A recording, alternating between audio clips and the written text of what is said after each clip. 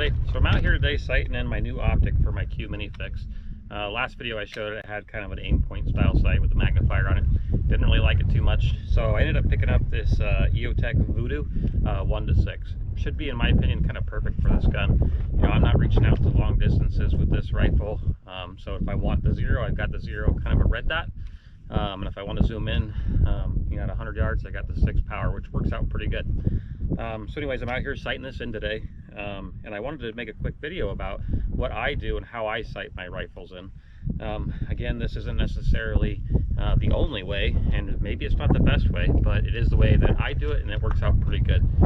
So please hit me up below in the comments too. If you've got a better way to do this, I'd love to hear it. So what I'll do now is get everything set up and show you the setup I use to get things sighted in.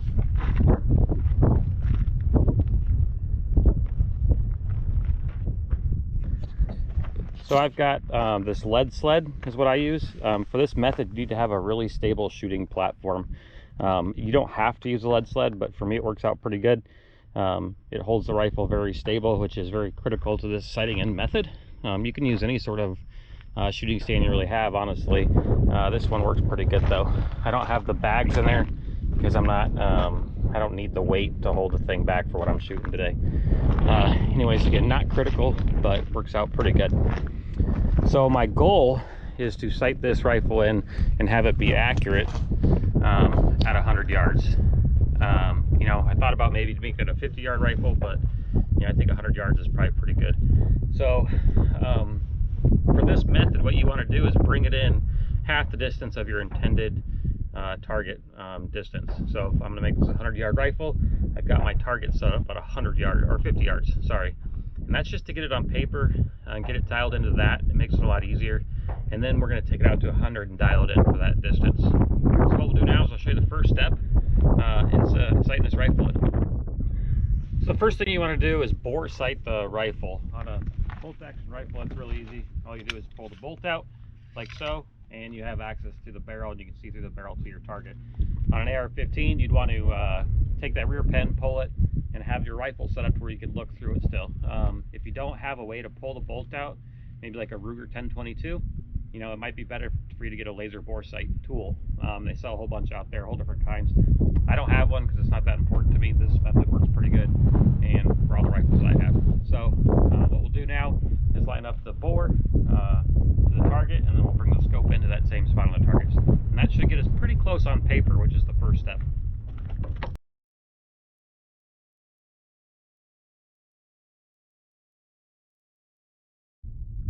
You know, the lead sled makes this a lot easier. So what I would say is, if you want to spend the money on a lead sled, they're not that expensive, and they do make this a lot easier. And there is a payback too. You usually use a lot less ammo sighting in your rifle.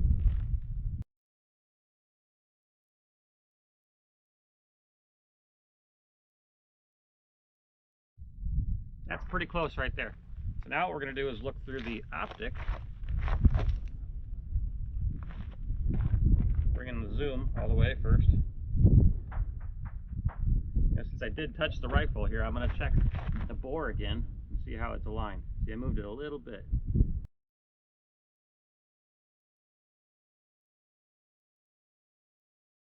Okay. Now we're going to bring the optic. So on this one, I've got to go up quite a bit and to the left. So the arrows say up, but we're actually going to go down. You want to be very careful not to move anything at this point.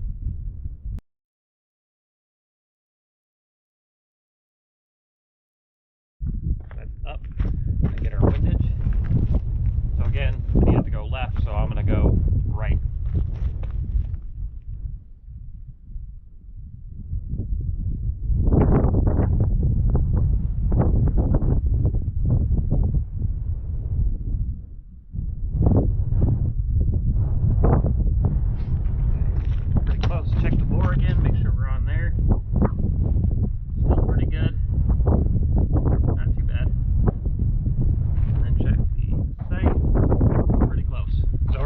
On target.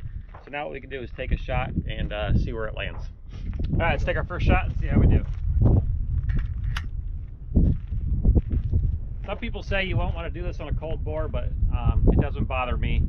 I don't have issues with cold bore versus top bore, but we'll see.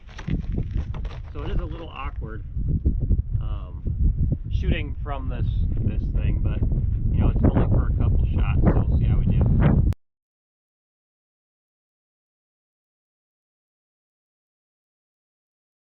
Alright, first shot.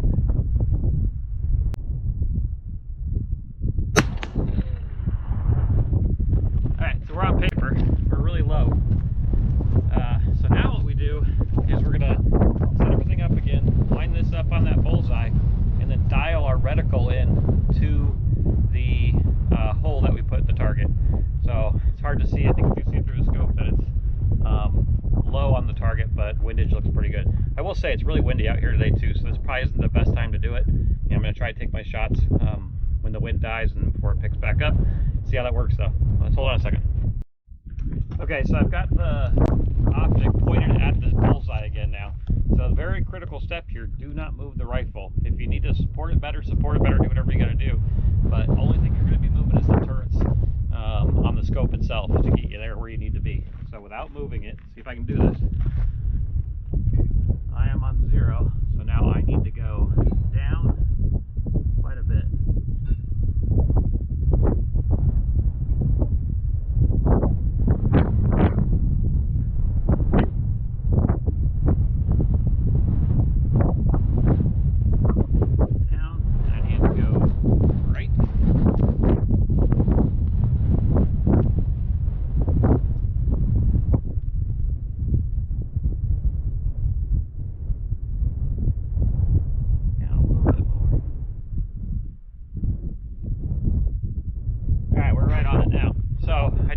Quite a bit, so I'm not sure how well it's going to work, but we'll find out. Probably need to get it a little bit more stabilized. Let's see what we did.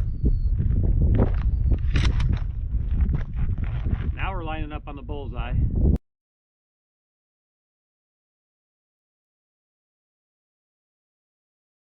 Alright, we're on the bullseye. Let's see if we hit it.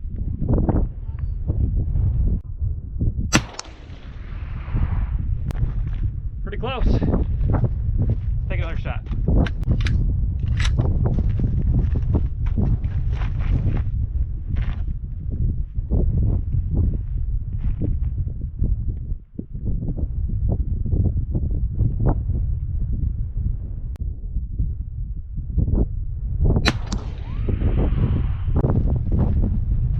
So the rifle is now sighted in. No, it's a windy day. It took me 2 rounds to do it. So not the best method. I would beg to argue. If you've got a better method, I'd love to hear it. But for me, you know, that's the right method. So what we'll do now is we'll take it up to 100 yards and see how well we do there. All right, so we got the target out at about 200 yards, or 100 yards, sorry. So we were using Sierra Match King 220 grain bullets on these. Not on those, actually. This is open tip, so it's going to have a pretty good bullet drop just because it's subsonic heavy round, but it should help, you know, battle some of this wind, hopefully. So what we'll do now is line up with the lead sled again on 0 at the bullseye on that fresh target and see where we drop. So I'm suspecting we'll probably get about 4 inches of drop at that distance, but we'll see.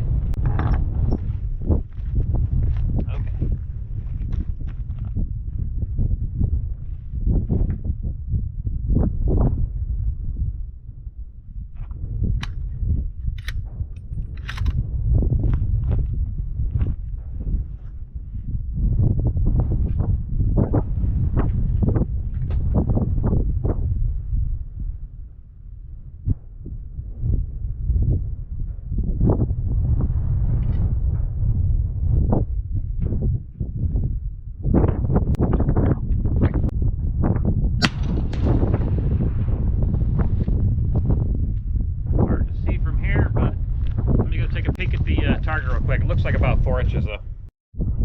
Yeah, so we had about 4 inches of drop, which is kind of what I thought it would be anyways. So what we're going to do is dial the dope up 4 inches and then take another shot and see where we'll land. The windage was pretty good. Happy with it. Not going to change that. So this scope is in IMRAD. So what that is, I don't know. I'll make another video on that. It's too hard to explain. But it's 0.2 IMRAD, which is about ½ an inch. A little bit more than ½ inch per click. So what we're going to do is go up, you know, 4 inches. So I'd have to go up 8 ½ inches to make that 4-inch adjustment. But since this is MRAD, I'm going to go 7. So I'll go 7 clicks up, and then we'll take another shot and see what it looks like.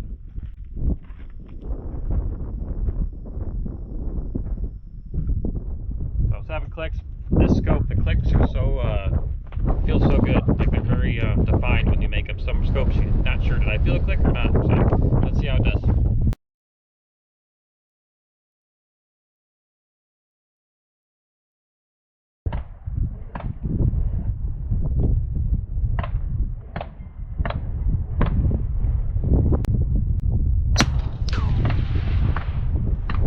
A little high. Try one more, just to make sure it wasn't me.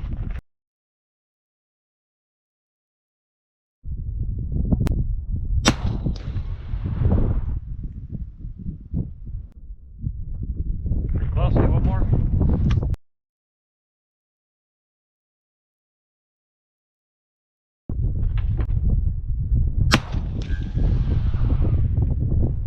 So that 3-shot group was a little high, so I'm going to come down half MOA basically, 1 click down. Let's see where that puts us. All right, let's try that again.